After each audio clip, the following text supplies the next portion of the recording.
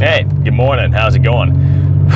Don't watch porn. All right. Anyway, let's get right down into this. Going to talk a little bit of strategy, counterattacking, whatever you want to call it, whatever goes into this stuff. But let's get right down to it here, man. Okay. So, in many cases, during the process of quitting pornography, you come to a point where it seems like you're not making any progress and you just keep falling over again and again and again. Or maybe you have made a lot of progress, but you notice that you keep slipping back into it over time. That can be a problem. It can really set you back and it can make you feel really demoralized. Here's what happens is when you notice that you're falling over and over and over and over again, your enemy, the devil, tempters, demons, all that nasty stuff, is going to try and take those situations and try to project them long term in your mind. What do I mean by that? Well, you start to think things like, what if I never get free of this? What if this is just the way it's going to be forever? What if I don't ever break this addiction for good? What if it's just going to be a matter of, you know, maybe I make good streaks every now and then, maybe I binge every now and then, but in any case, I'm still addicted for the rest of my life. What if I never do break out? Now, of course, on an intellectual level, if you've been listening to these videos, then you know that that's not necessarily true. It doesn't have to be true, and that's up to you.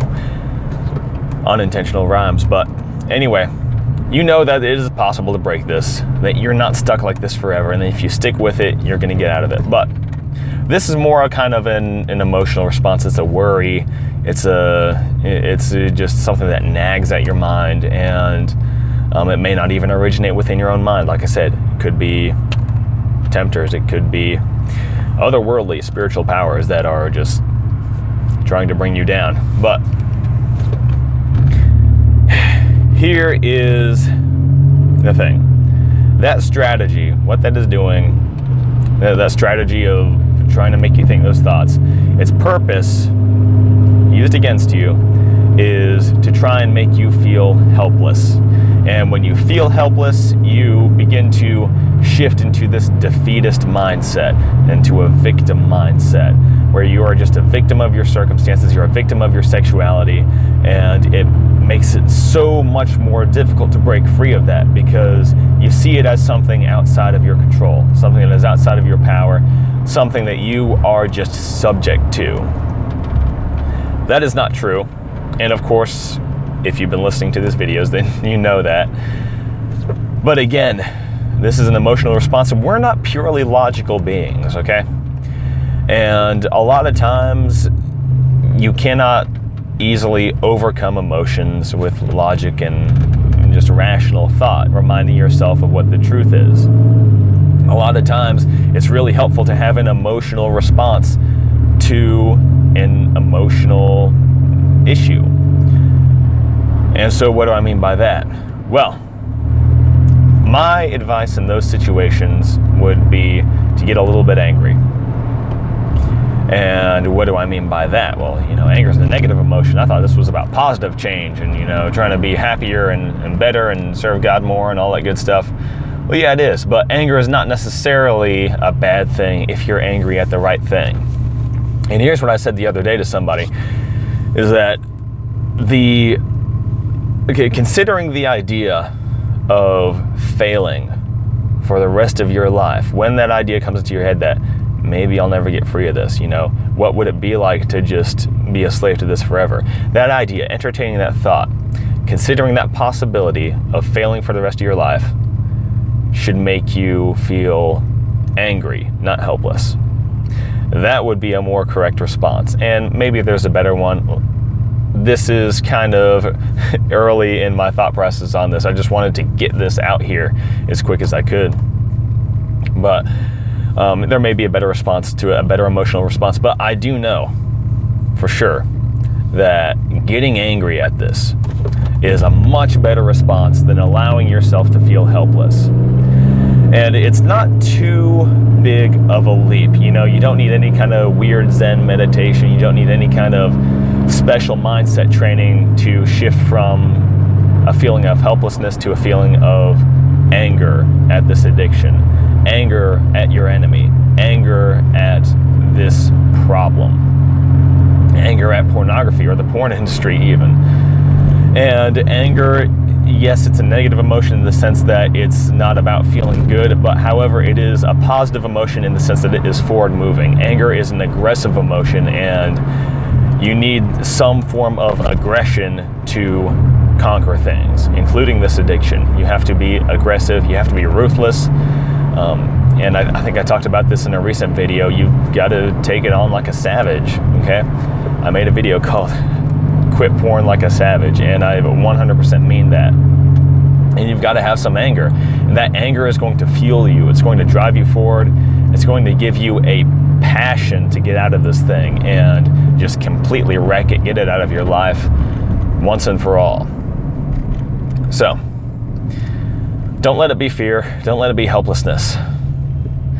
When the idea of being stuck with this for the rest of your life, when the idea of being addicted, of being a slave for the rest of your life, for the rest of your life, when that idea comes into your head, don't get helpless, don't get fearful, get mad. Okay? That is so much better of a response. Now, of course, it should be a controlled anger. You shouldn't be ruled by your emotions. You don't want to take that anger out on somebody who doesn't deserve it or something like that. That would be terrible. Don't do that. Take it out on the punching bag if you need to. That's healthy, whatever.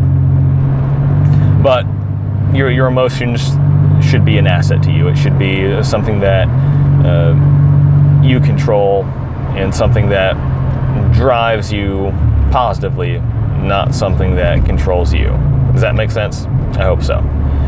But anyway, get on it. Don't get sad, get mad. And eventually you'll get glad. So let's do this thing. Get on it, kill it.